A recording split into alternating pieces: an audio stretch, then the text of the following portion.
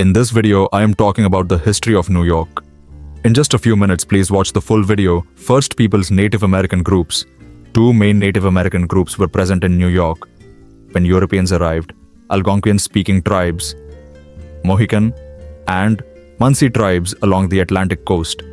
Iroquois Confederacy, 5 tribes, Mohawk, Oneida, Onondaga, Cayuga, and Seneca, formed the Iroquois Confederacy between 1570 and 1600. The Tuscarora joined in 1722. Confederacy's role: the Iroquois Confederacy's alignment with the British helped them gain victory over the French in the French and Indian War, 1754 to 1763. Colonial Period, Dutch settlement. New York was initially settled by the Dutch. Henry Hudson explored the region in 1609. The Dutch established Fort Orange, 1624, and New Amsterdam, 1625. Dutch interests. The Dutch focused on trade rather than permanent settlement due to economic prosperity and stability at home. English takeover. In 1664, the English seized New Amsterdam and renamed it New York after James, Duke of York. The colony remained under English control by 1669. Development. Both Dutch and English land ownership systems were not conducive to rapid agricultural development. New York's growth was hampered by ongoing European conflicts, notably the French and Indian War. However, post-war, there was an influx of settlers from New England, revolution, statehood, and growth. American Revolution, New York was a major battleground. The state's leadership contributed to the establishment of a strong central government. Constitutional ratification. New York ratified the U.S. Constitution as the 11th state, with a contentious ratification process.